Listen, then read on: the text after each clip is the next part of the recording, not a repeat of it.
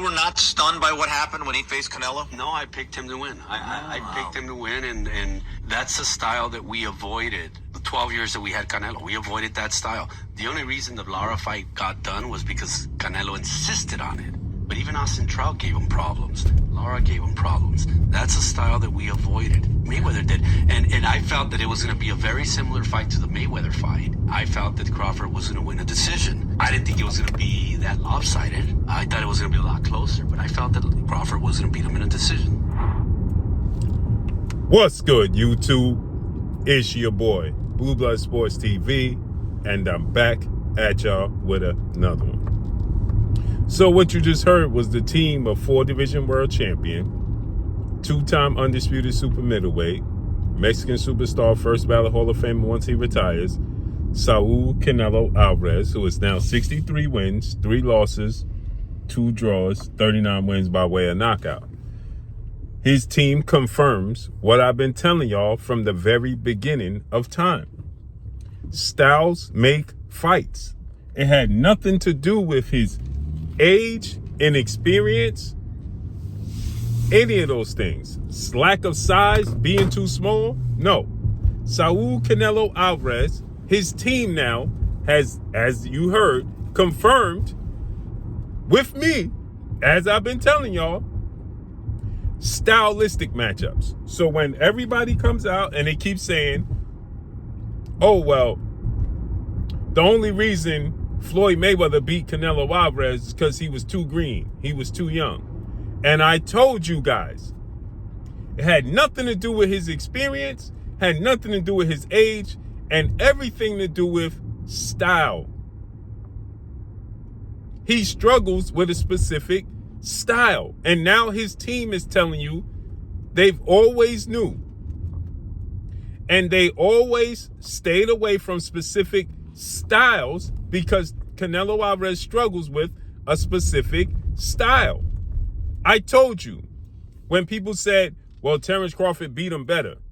No, he beat him the same. Oh, well, he beat a better version of Canelo Alvarez. No, he beat the same version. Canelo is who he is. He struggles with a specific style. He had 5 title defenses, a unification bout, 40 fights when he fought Floyd Mayweather. But they used that safety net to say, well, he was too green, too young for Floyd Mayweather. Then 2 fights later, he's 24. Now he got more experience. He got the experience of fighting Floyd Mayweather. He's 24 years of age. He fights Erislandy Lara. He arguably loses. As you heard his team, they did not want to make the Erislandy Lara fight, but Canelo Alvarez pushed and insisted that they make the fight with him and Erislandy Lara. He did not want to do it. They insisted and pushed for him to fight Erislandy Lara. So he fights Lara. He arguably loses. About 80% of boxing world thought he lost, but he got the decision.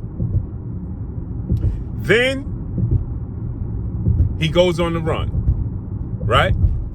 But I told you, I used to say this to the late, great, legendary historian, my former co-host, my brother, Kurt Anderson. I used to say this all the time to Kurt Anderson, right? Canelo didn't get better. He got better at choosing his opponents. He did not progress. He got better at choosing his opponents. He got smarter in choosing his opponents and understanding his own limitations, and didn't let his pride and his competitive nature get in the way. So he gets too big for his britches. He beats Triple G. He beats Danny Jacobs, right? He beats Caleb Plant, Billy Joe Saunders, who are slick movers, but not to mention he was getting outboxed in those fights. Not to mention, you watch the Amir Khan fight. He was getting outboxed in the Amir Khan fight. He was losing to Amir Khan fight, but Amir Khan always does what Amir Khan does and made the fatal mistake of staying in the pocket too long, got clipped and got knocked out. Nothing new. He did the same thing Bredis Prescott and Danny Garcia prior. Right? So he got outboxed. But he caught up to them because they made mistakes.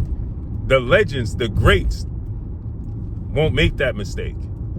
He fought and beat good, solid world champions that made mistakes that allow him to capitalize on their mistakes. Floyd didn't allow him to do that. Then he got too overconfident. He went up to 175. He knocked out Sergey Kovalev. He became undisputed under a calendar year at 168. So let me go ahead and test the waters now. I think I got the experience and I got the skill set and the maturity now to fight a guy that's a mover and a boxer again, right? So let me go ahead and fight Dimitri Bivol. And he gets outclassed. He gets outclassed. Okay? Then he realizes he has a coming to moment, right? But he's still got a safety net, right? But reality sets in and he understands, wait a minute, this is a style thing. You got Lara, you arguably lost to Lara, but Lara's not a high-profile fighter. He's arguably a Hall of Famer once he retires because of his body of work, but he's not a high-profile fighter. They didn't give him the decision, and Lara took his foot off the gas in the second half and coasted like Oscar De La Hoya did with Trinidad, thinking he had the victory. If Lara would have stayed on the gas and stayed aggressive, he would have won the fight. Nonetheless, Canelo had the built-in excuse. Well, I was daring to be great. See, he knew that the boxing world was going to defend him. He went up to fought Dimitri Bivol and arguably lost 10 rounds to 2, at worst 9 rounds to 3, right? Against Dimitri Bivol. And what did they tell you?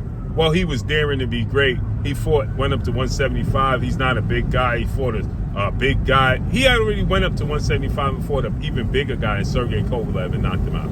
He already fought a bigger guy than Dimitri Bivol and Caleb Smith and beat him.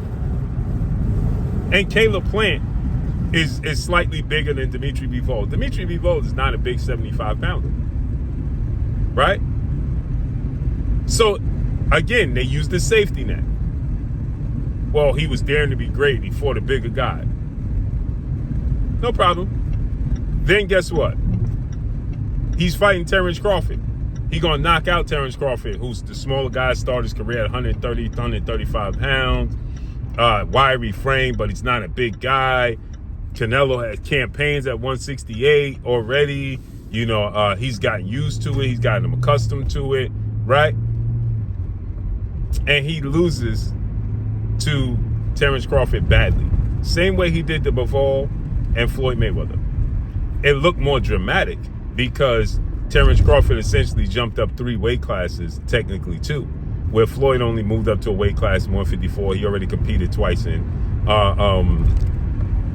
when he beat Cotto and he beat Oscar De La Hoya at 54.